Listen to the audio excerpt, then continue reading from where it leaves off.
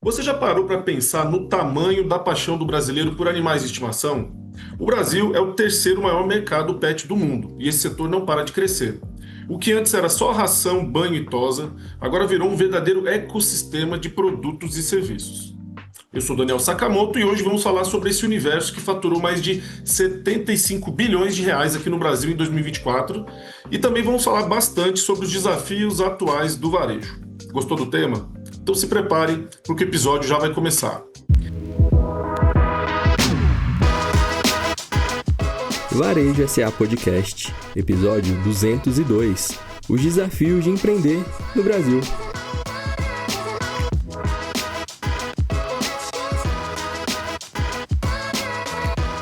Este episódio tem o apoio do SPC Brasil, maior empresa brasileira de gestão e inteligência de dados. E para conversar com a gente hoje, temos um convidado bastante especial que entende profundamente do assunto. Estamos falando de Sérgio Zimmermann, fundador e CEO da Petz, uma das maiores redes de pet shop do país, referência em experiência do cliente e expansão estratégica. Olá, Sérgio, seja muito bem-vindo ao Varejo SA Podcast, tudo bem? Olá, Daniel, como vai? Tudo bem? Prazer estar aqui. Tudo jóia, o prazer é nosso em recebê-lo. Queria começar esse nosso bate-papo pedindo para você falar um pouquinho sobre como que você vê o mercado brasileiro de animais de estimação. A gente está em pleno crescimento, a gente já atingiu o topo. Como que você enxerga que está o mercado?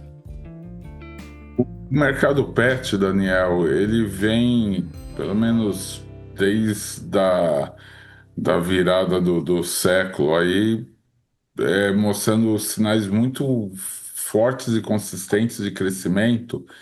E eu diria para você que tem três pilares nesse crescimento que eles permanecem extremamente sólidos e tudo indica que o futuro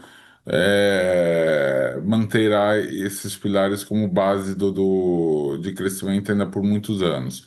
O primeiro deles é o crescimento populacional. Você tem a população de cães e gatos consistentemente crescendo ao longo dos últimos anos, mais do que a população de humanos, portanto, a proporção de cães e gatos para crianças ou para pessoas claramente vai melhorando a proporção, e não há nenhum indício de que isso vai arrefecer nos próximos levantamentos. Obviamente, então, quanto maior a população, você tem um mercado maior, em termos quantitativos. O segundo fator é o que a gente chama de humanização do pet. Cada vez mais pets viram membro da família. E ao virar membro da família, no geral na condição de filho, você qualifica o consumo de um jeito bastante diferente. Ao tratar o pet como filho, você tem preocupações tanto na qualidade da alimentação, quanto na qualidade do medicamento, do antipulga, das coisas para saúde preventiva. Então, tudo isso aí desenvolve o mercado também. E o terceiro fator é o fator que eu chamo de informação. Muita gente não dá o melhor para o pet, não é por falta de dinheiro, é por falta de informação.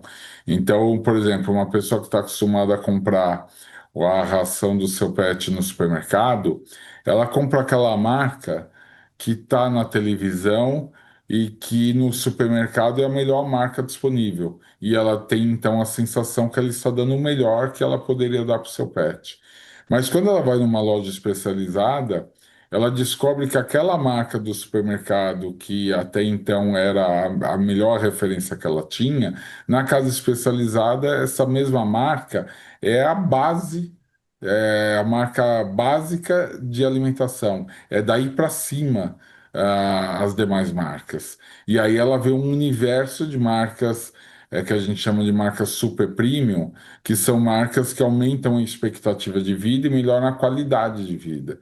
E isso faz com que as pessoas se encantem, porque se eu trato alguém como filho e eu descubro que através da nutrição eu posso fazer com que esse meu filho vai viver mais tempo e com melhor qualidade de vida, então você tem uma. Essa é a razão central pelo qual o canal especializado tem uma forte conexão com as pessoas que tratam pet como membro da família. Então, de maneira geral, esses três blocos que eu comentei, eles são.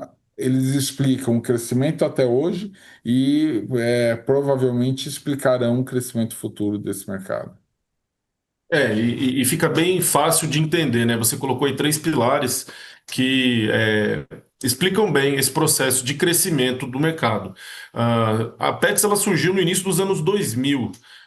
Como é que você vê essa evolução de lá para cá? Quais foram as principais mudanças no mercado pet que você identifica nesse período aí de pouco mais de 20 anos, Sérgio? Bom, eu vou citar algumas coisas um pouco mais laterais em relação a essas três que eu citei, porque é, essa combinação do aumento populacional com a humanização e com a questão da informação, e no caso, empresas como a nossa, ou como a própria Cobase, ajudam a disseminar muito a questão da informação, principalmente quando a gente saiu do eixo Rio-São Paulo e começou a espalhar pelo Brasil inteiro nossas lojas, a gente então levou informação a lugares que não tinha essa referência. Mesmo quando a gente monta lojas em região periférica, às vezes a referência das pessoas é ração a granel, ela, ela não tem acesso a uma informação de qualidade melhor, e quando ela tem, entende, ela aperta o orçamento e, pelo amor que ela tem ao animal de estimação, ela passa a consumir esses itens também. Agora, o que aconteceu de importante nesses últimos 25 anos, nós temos um efeito que a pandemia trouxe.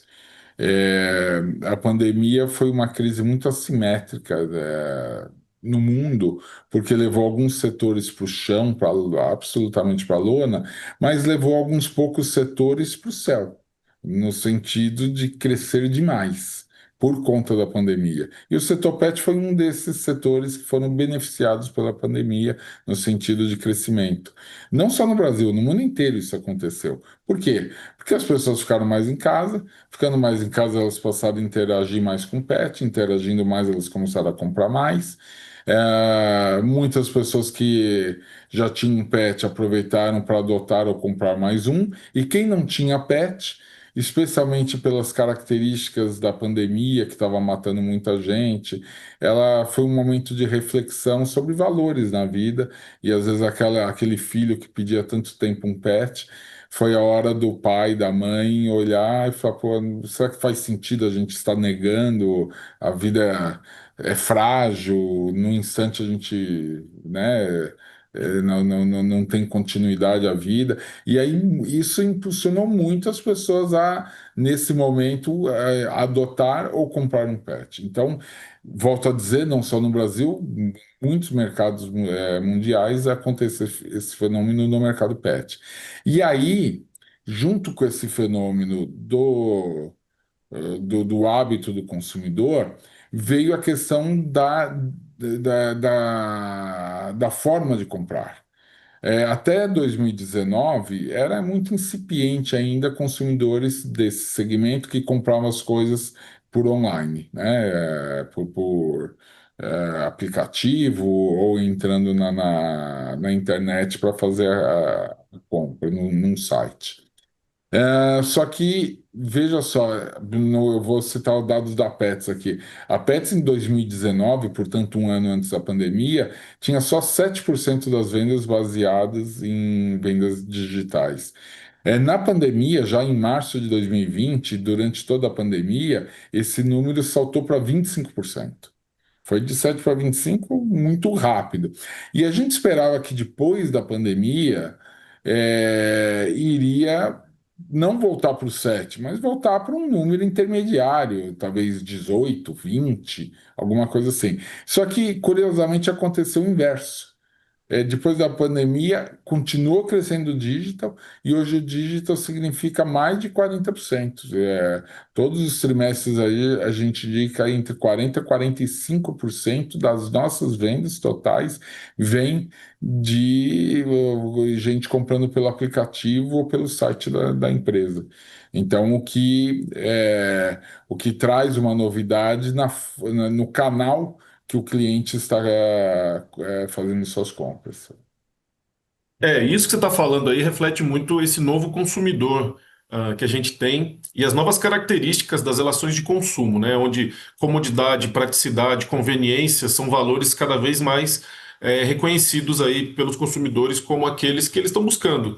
E o comércio eletrônico tem conseguido atender isso em diversas categorias. A gente vê esse mesmo crescimento que você citou, Sérgio. E aí a gente pode falar um pouquinho sobre inovação e tecnologia. Como que a Pets enxerga e como que a Pets trabalha esses dois pilares aí no dia a dia?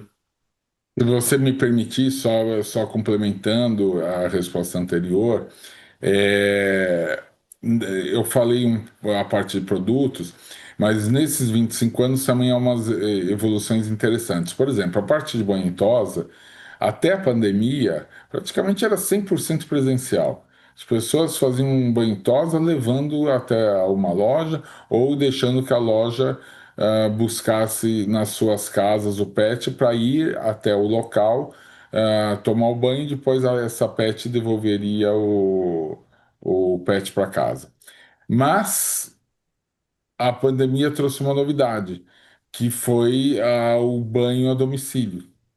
E o banho a domicílio que as pessoas foram se acostumando na pandemia foi uma coisa que deixou, deixou raízes, né, depois que passou a pandemia. Então hoje você tem uma parte importante das pessoas que se acostumaram, ao invés de levar o pet até alguma pet shop, esperar que uma pet shop móvel, esses banhos e tosas móveis, vão até o seu condomínio ou para quem tem um sítio, às vezes passa, né, nessas zonas rurais e faz um serviço. Então, essa é uma mudança importante.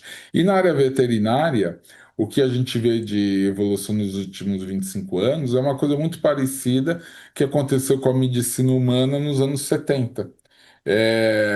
Vamos imaginar que até o ano 2000, praticamente você só tinha um veterinário geral, né, clínico geral. Eram poucas especialidades e poucos profissionais que exerciam essas especialidades. Hoje você está multiplicando demais as especialidades da medicina veterinária. Você tem não só alimentos específicos, como profissionais específicos para uma série de especialidades médicas, a exemplo do que acontece com o ser humano. Então, esses pontos são bem interessantes quando a gente fala sobre o que mudou nesses últimos 25 anos. Quando você me pergunta sobre tecnologia e inovação, bom, inovação assim, é uma coisa constante e não necessariamente a inovação está associada à tecnologia. Eu vou te dar um exemplo. Em 2013, nós fomos a primeira loja do mundo a abrir 24 horas, eh, 7 dias por semana. E isso até hoje, na verdade, é visto ainda por muitos como inovação, porque se você olhar ao redor do mundo, você não tem pet shops, em outros países que funcionam dessa forma. Você também tem inovação num evento que nós lançamos alguns anos atrás, que era mostrando o pet fazendo a escolha do seu próprio produto no e-commerce, através de reconhecimento facial. Isso foi, isso foi divulgado assim como uma inovação até em países como Israel ou próprios Estados Unidos, que são polos de inovação, e reconhecendo que a gente tinha feito um trabalho diferente do que até então havia acontecido no mundo. Agora, a grande inovação que está acontecendo nesse momento, que tem a ver muito com tecnologia e que eu entendo que vai revolucionar as próximas décadas na relação com o consumidor, é a história da inteligência artificial. A inteligência artificial, ela entra em alguns blocos importantes do negócio. Primeiro, no bloco da produtividade. a inteligência artificial ela vem com um propósito de fazer as coisas que são repetitivas e fazer muito melhor do que pessoas fazem, com muito mais assertividade, com muito mais rapidez. O que vai liberar o tempo das pessoas para fazer o que se espera que humanos façam. Então, essa é uma coisa importante. A gente sai das coisas que são mais tarefas rotineiras, repetidas, que isso a inteligência artificial vai conseguir fazer através de bons programas de uma maneira muito eficaz, e isso vai estar liberando tempo para a gente exercer, por exemplo, um atendimento melhor para esse consumidor nos aspectos que são humanos do atendimento, né? É, Isso eu digo na ponta da produtividade. E tem a ponta da própria jornada do consumidor. Veja que daqui a não muito tempo, muitas pessoas vão consumir PET usando um agente de inteligência artificial instalado no seu celular, simplesmente orientando esse agente a fazer as compras do seu PET. Olha, precisa fazer as compras. E essa inteligência artificial já sabe o que precisa comprar, qual PET que é, o que precisa comprar, qual a quantidade, quais as marcas, o que pode comprar adicionalmente, já tem tudo isso já tem um agente de inteligência artificial fazendo. Qual que é o desafio para nós, lojistas? Como é que a gente vira amigo dessa inteligência artificial? Né, entre aspas. Como é que essa inteligência artificial vai enxergar a gente? Como é que a gente se torna relevante, já que você não vai ter mais um ser humano procurando onde comprar? Porque essa inteligência artificial, em tese, ela vai entrar no mundo aí da internet, vai fazer a varredura e sem muito sentimento ela, ela vai fazer suas escolhas e entregar no prazo certo. Então a gente precisa estar absolutamente conectado para que a gente não perca a relevância para os consumidores que vão consumir produtos dessa forma. Ótimas reflexões aí sobre a inteligência artificial. É um tema que, inevitavelmente, a gente está falando toda semana com um especialista, um empresário, um empreendedor sobre isso aqui no Varejo SA Podcast. E eu acho que você você faz a análise corretíssima de que ela vem para nos ajudar em produtividade, para nos liberar o potencial humano que a gente tem. Eu acho que quem está nos ouvindo tem que estar sempre com isso em mente, né? É uma ferramenta que a gente vai usá-la e cada um da sua maneira. Não existe uma receita de bolo para aplicação da inteligência artificial no varejo. Sérgio, eu já li, já ouvi muito sobre você e sei que você praticamente nasceu dentro de uma loja. Desde pequeno você tem o sangue do varejo, do comércio correndo aí pelas suas veias. Eu queria trazer um pouco nossa conversa para o ambiente de negócios atual. Como é que você enxerga hoje, ao longo da trajetória, você viu a evolução do varejo brasileiro? Como que você enxerga hoje que está o ambiente de negócios no Brasil para quem quer empreender? É muito hostil. Eu acho que o ambiente de negócios no Brasil, infelizmente, ele é hostil porque existe assim, eu tenho uma visão bastante crítica da estrutura brasileira como um todo, a começar pela estrutura tributária, que provoca uma grande distorção, já que o Brasil concentra quase 80% da arrecadação de tudo que arrecada em impostos sobre o consumo. E quando Uhum. você trata desse jeito impostos sobre o consumo, o que acontece? Você está tirando o poder de compra da população, sobretudo da população com menos recursos, já que os impostos estão lá todos embutidos e numa carga que é uma das cargas mais altas do mundo para o consumidor, não é para o lojista, não, porque o lojista, o lojista põe isso no preço, cobra do consumidor e repassa para o governo, mas quem que está pagando isso é a sociedade e, sobretudo, o mais pobre. Então, quando você tem uma carga desse tamanho, você já tem uma distorção que faz com que você tenha uma base muito grande de pobreza no país, você tem uma classe média sufocada e você tem uma pontinha de riqueza.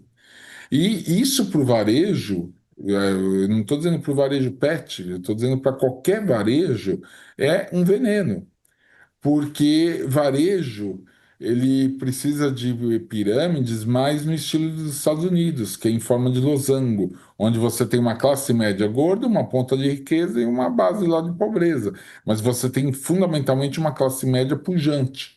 Então, se você observar no mundo inteiro, você não vai encontrar um único país onde você tem um varejo pujante e seja um país fraco ou um país que tenha renda absolutamente concentrada. Os países que concentram renda são ruins para o varejo. O Brasil ele precisaria fazer uma lição de casa de usar o sistema tributário de uma forma mais moderna, mais adequada ao que grandes nações fizeram, que com certeza, na hora que a gente melhora isso, você já melhora o ambiente de negócios para o varejo no sentido do consumo. Mas aí eu falei apenas uma parte. A gente pode falar, por exemplo, essa parte de impostos que eu estou dizendo é aquela parte que afeta muito mais o consumidor do que o lojista, porque eu volto a dizer, o lojista cobra e recolhe. Mas tem uma parte, por exemplo, de impostos que afeta o próprio empreendedor, que são aqueles impostos é, que você já coloca num nível que é acima do mundo inteiro, que é o imposto de renda mais a contribuição social, são impostos altíssimos que tem.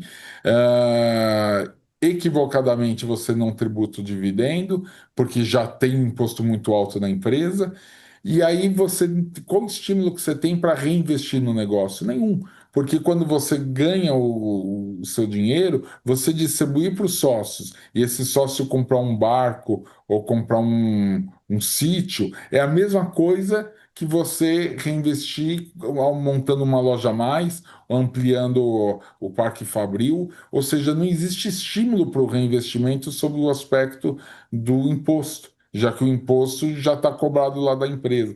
É, é uma coisa que só Brasil e Letônia fazem desse jeito. Todos os demais países da OCDE não são assim.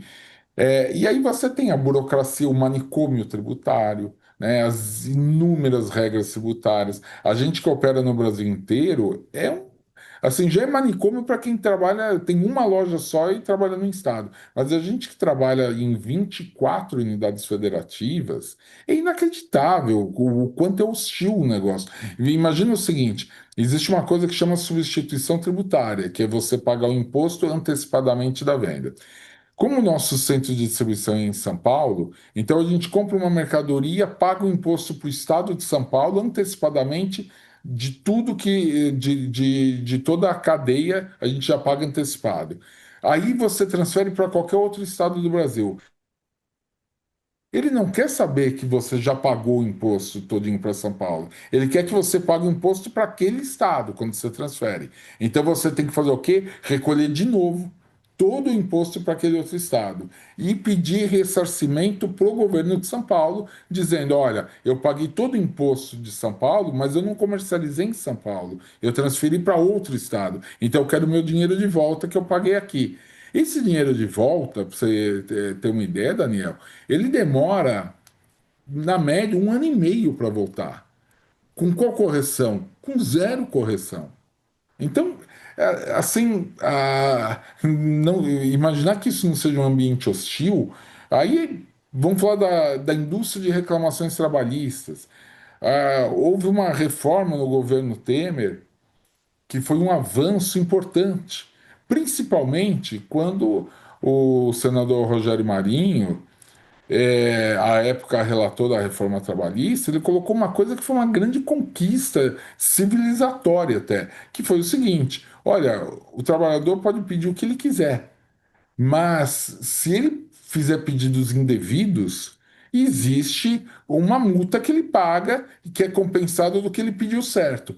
Por que foi feito isso? Porque os advogados se habituaram nessa indústria de reclamação trabalhista. Você vai lá e fala que não recebeu hora extra porque você trabalhou 3 dias sem hora extra, isso não importa para o advogado. O advogado, o que normalmente faz na indústria de reclamação trabalhista? Ele vai falar que você trabalhava sábado e domingo sem folga, ele vai falar que você não tinha intervalo de almoço, ele fala tudo, mesmo que você não tenha dito que isso aconteceu, porque ele aumenta o valor da reclamação artificialmente para tentar forçar um acordo melhor, sem responsabilidade nenhuma de estar colocando absolutas inverdades.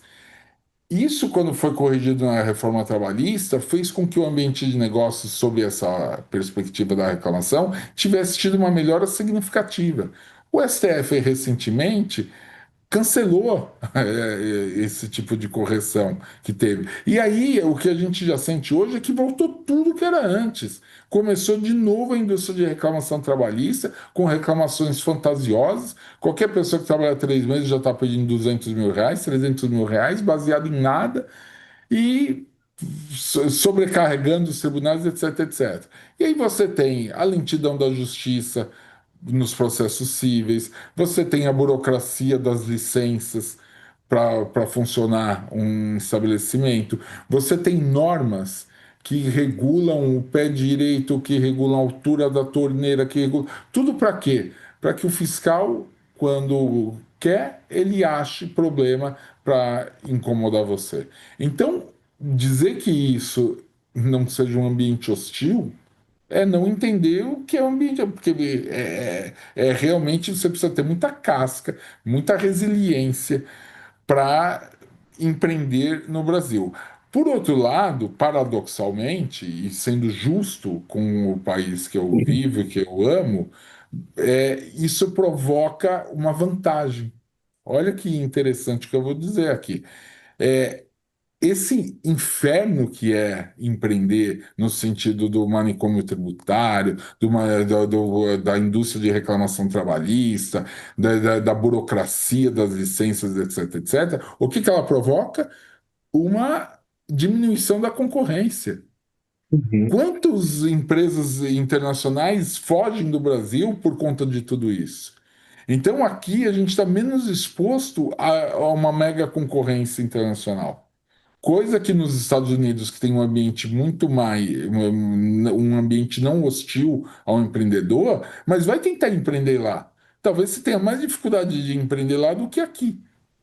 Então, o que eu quero dizer é que é um paralelo. Assim, é importante a gente ter essa reflexão que, paradoxalmente, o que nos assusta é o que nos protege de muita gente concorrendo pelo mesmo mercado. Sérgio, você tocou nos aspectos que a gente reconhece, todos eles aqui no dia a dia. A CNDL vive de representar institucionalmente lojistas de todos os segmentos. E isso tudo que você falou, a gente tem aqui no nosso dia a dia, é o nosso ambiente. A gente concorda, nessa hostilidade do ambiente de negócios, seja da parte tributária, seja da parte trabalhista, seja de burocracia. E a gente também reconhece que o empreendedor brasileiro ele é diferenciado, ele tem uma casca, ele tem uma resiliência muito acima da média, porque tem muitos exemplos de negócio de sucesso, como a Pets, que mostram isso, que apesar da dificuldade, há sim como trabalhar, ser bem-sucedido, gerar emprego, gerar renda e constituir negócios duradouros.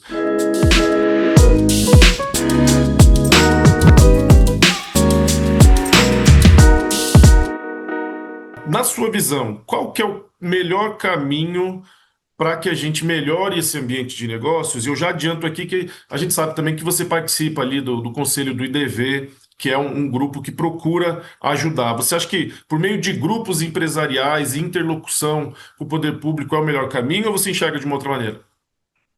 Eu só, se me permitir, só complementando ainda sobre o ambiente hostil, que é uma coisa que eu não posso deixar de comentar. Você sabe, Daniel, que tem o mundo, ele tem dois grandes blocos de países.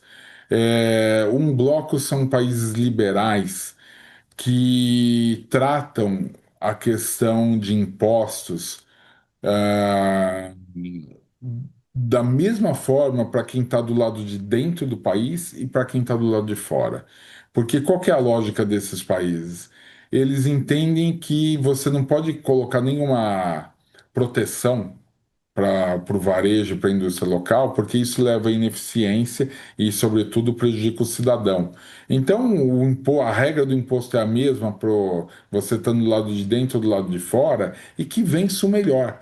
E que se o melhor estiver do lado de fora, parabéns, se o melhor estiver do lado de dentro, parabéns, porque isso vai beneficiar o cidadão daquele país. Isso é um grupo de países que pensam dessa forma. Tem um segundo grupo não menos importante, e até eu diria ascendente, que é o grupo que pensa um pouco diferente desse liberalismo. Ele pensa mais ou menos o seguinte: olha.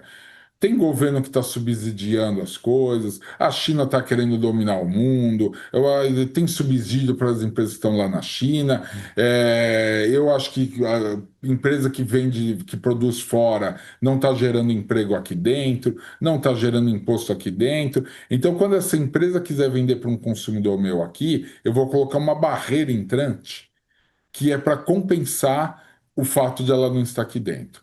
O grande exemplo disso é o que o Trump tem feito de forma absolutamente aberta em relação a dizer: você não quer pagar um pênalti, venha produzir nos Estados Unidos.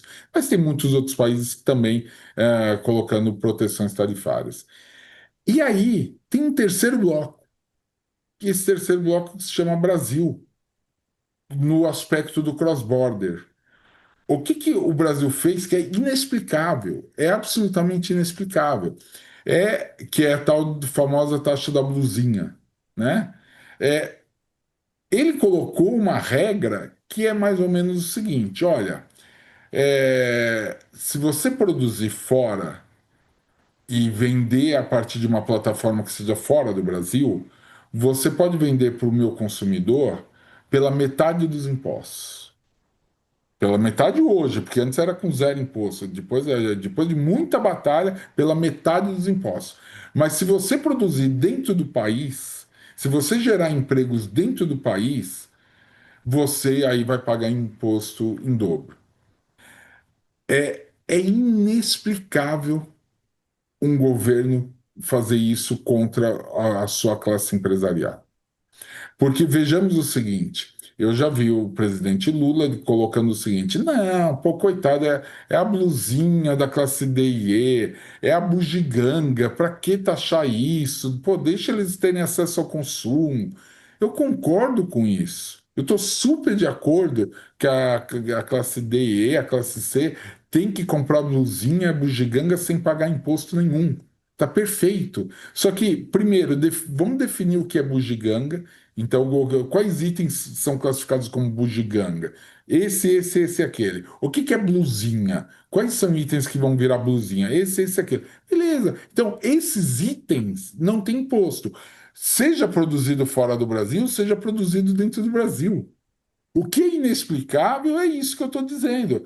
Você tratar a bugiganga de fora de um jeito diferente da bugiganga de dentro. Não tem. Isso é um atentado contra o emprego, é um atentado contra o cidadão. E, Daniel, se me permite, esse assunto é tão grave que tem um outro aspecto disso, que é as agências reguladoras que o empresário está sujeito aqui. Aqui a gente tem Metro, aqui a gente tem Anvisa, aqui nós temos todas as certificações para você vender, Procon, para vender em conformidade com a proteção do consumidor, proteção da vida, proteção da relação de consumo. E eu não sou contra, me parece o Brasil até um dos países mais avançados nesse tema, tá ótimo. Agora, por que quando o mesmo cidadão brasileiro compra de uma plataforma que não está sediada no Brasil, ele pode comprar qualquer produto sem metro, sem Anvisa, sem nenhuma agência reguladora, expondo a saúde dele em risco? A gente vai esperar o quê? Morrer alguém? Morrer uma criança? Dar uma intoxicação? É, assim, esse dois pesos, duas medidas do jeito de tratar o empresário nacional e o empresário de fora é uma coisa assim muito surpreendente que eu tenho feito muita movimentação no IDV, manifestação com as autoridades e é difícil explicar. Realmente não existe resposta para essas questões aí que eu tenho colocado. Evidentemente, a resposta que a gente sabe é a resposta política, do populismo, de você não querer se indispor nas redes sociais, taxando a blusinha da Shein, por outro lado, não podendo isentar a produção aqui porque o governo não quer renunciar a tributos aqui. Então, é realmente uma situação muito triste. Mas, ok, fechado esse comentário que me parece muito relevante, sobre a questão do cross-border, você me pergunta como que a gente poderia melhorar isso, né? É, assim, as entidades. é, Eu tenho um certo receio em entidades assim de maneira genérica. Eu vou te explicar o porquê. Os interesses das associações, de maneira geral, eles são muito difusos.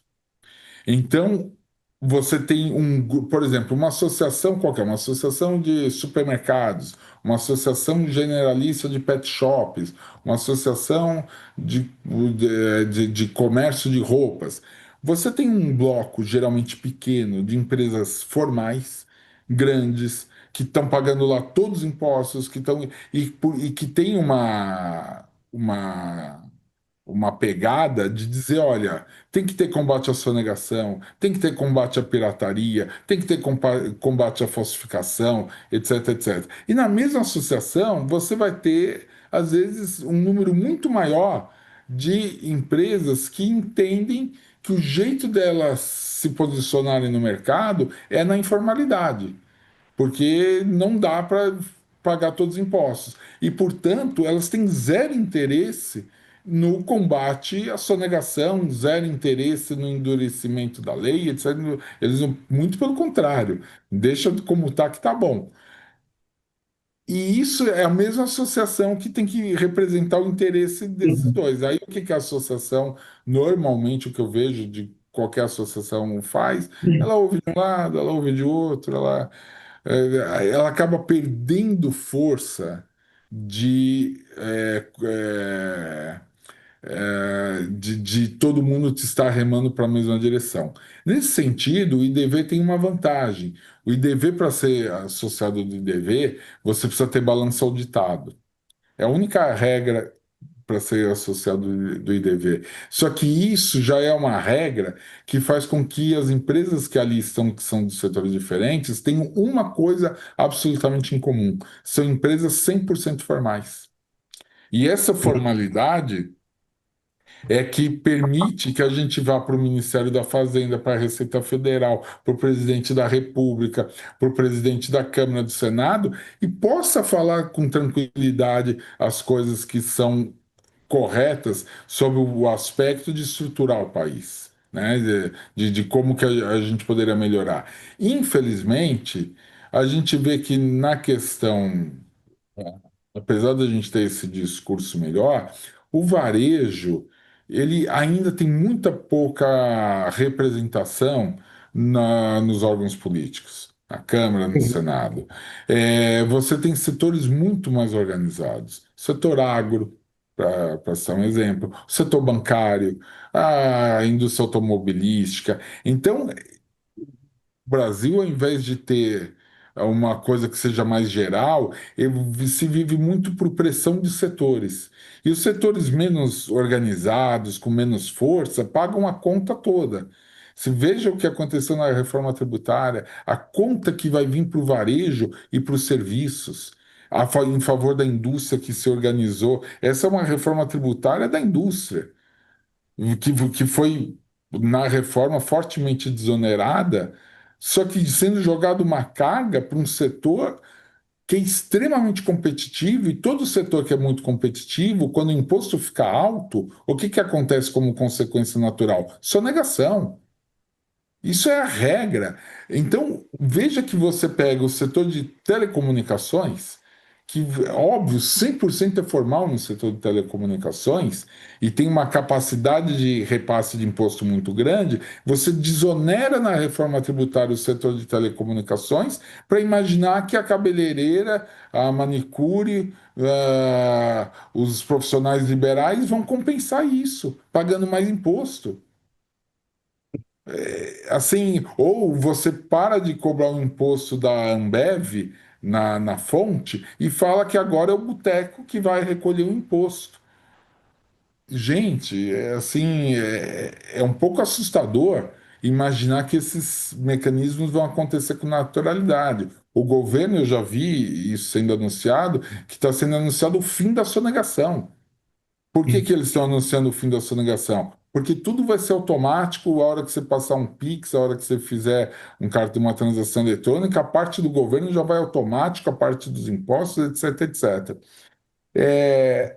O que eles esquecem de dizer é que o dinheiro que está quase morrendo e o cheque que praticamente está morto já, num cenário desse, tem uma grande chance de serem ressuscitados.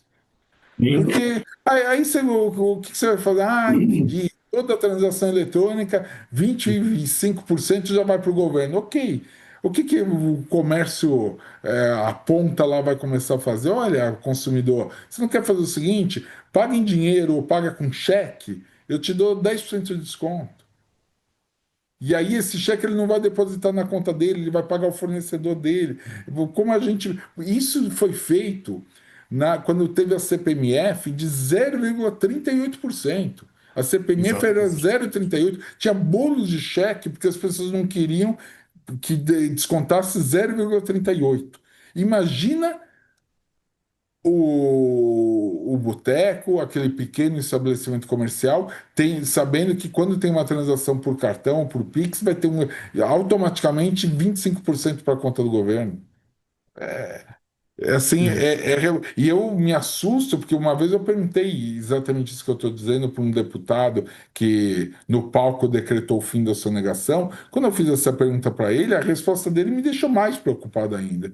Que ele falou assim: para isso que tem fiscal.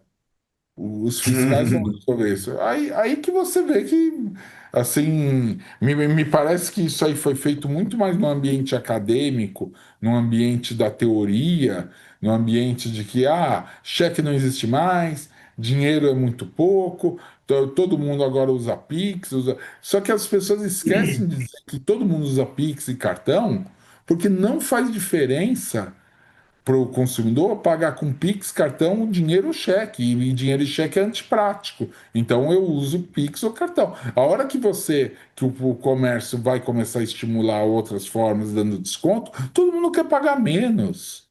Essa é a natureza. O brasileiro está acostumado a driblar essas regulamentações que fazem. Por isso que ao contrário do que muitos pares meus são otimistas com a reforma tributária, eu sou extremamente preocupado com essa reforma tributária.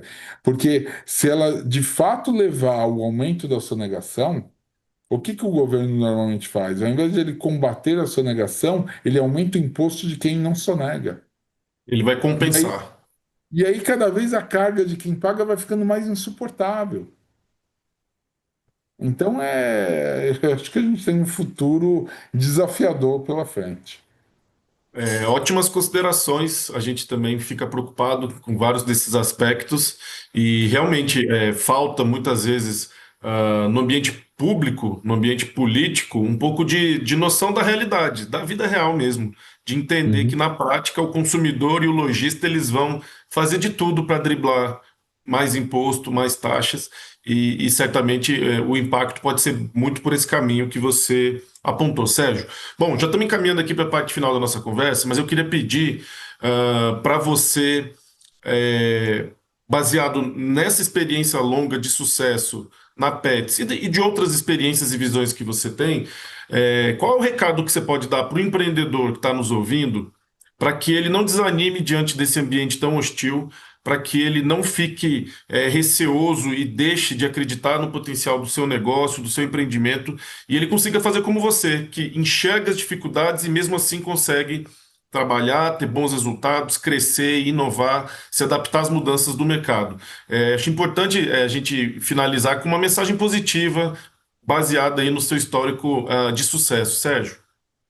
Sem dúvida, acho que é perfeitamente possível deixar uma mensagem super positiva sobre o empreendedorismo, porque eu procurei demonstrar uma coisa que as pessoas estão muito acostumadas a falar sobre o quão é hostil empreender no Brasil, e isso é muito repetido, mas eu procurei trazer essa reflexão que ela me parece bastante razoável, que é verdade, mas o que é ruim também é bom sob o aspecto de evitar que muita gente, especialmente de outros países, estejam atuando aqui dentro por conta de toda essa insanidade. E aí, se você está muito desesperado com os absurdos do Brasil, pense que ir para um paraíso do capitalismo como os Estados Unidos, eu conheço algumas pessoas que foram com esse sonho de empreender nos Estados Unidos e viram que não é nada disso.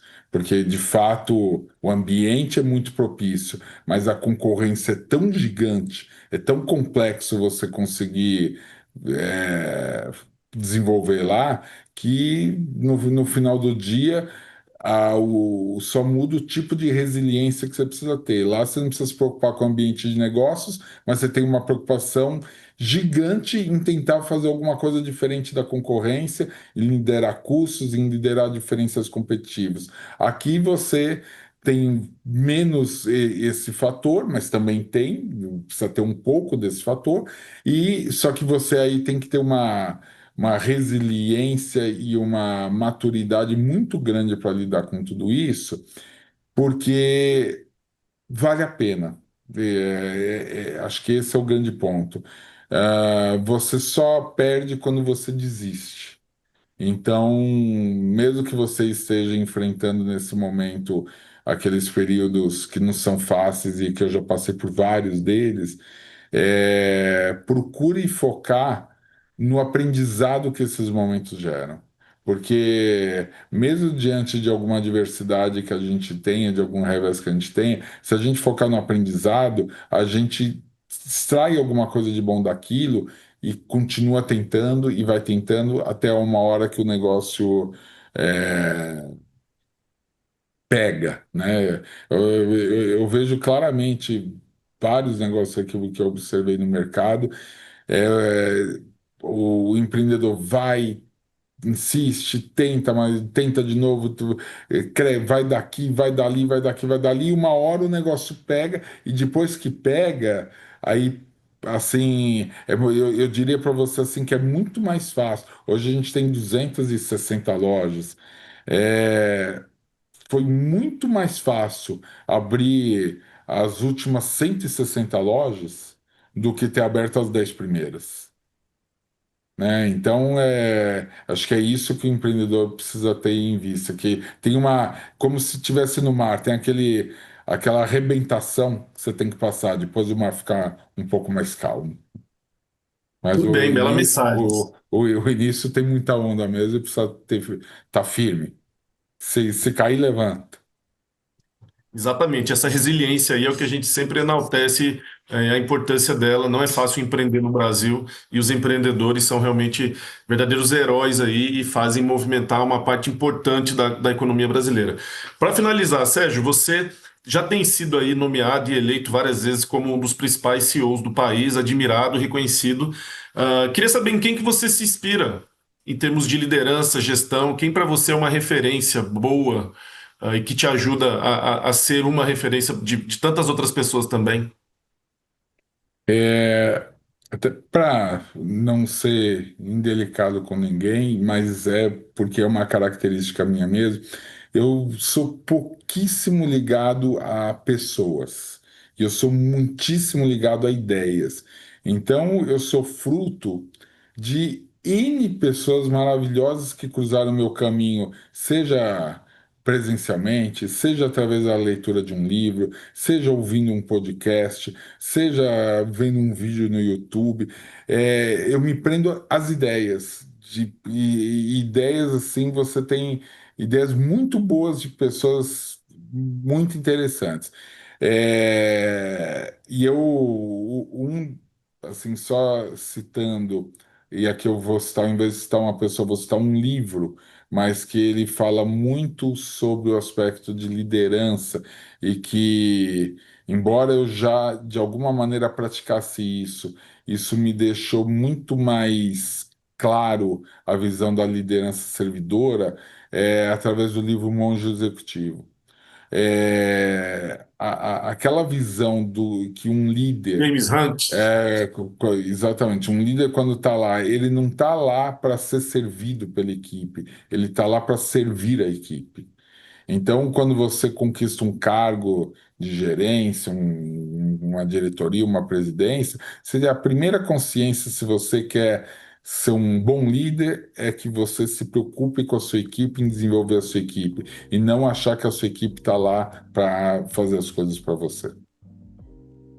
Muito bem, muito bem. Conversamos hoje com Sérgio Zimmermann, fundador e CEO da PET. Sérgio, muitíssimo obrigado por compartilhar com a gente aí muito da sua história, da sua visão de mundo, visão de mercado. Obrigado pela participação. Foi um prazer conversar com você. Prazer foi todo meu, Daniel, e parabéns pelo podcast e espero que nos vejamos em breve. Muito bem, e a gente fica por aqui. Se você gostou desse episódio, não deixe de curtir, de compartilhar e de se inscrever no nosso canal para ser notificado quando o próximo programa for ao ar. Na semana que vem tem mais. Um abraço e boas vendas!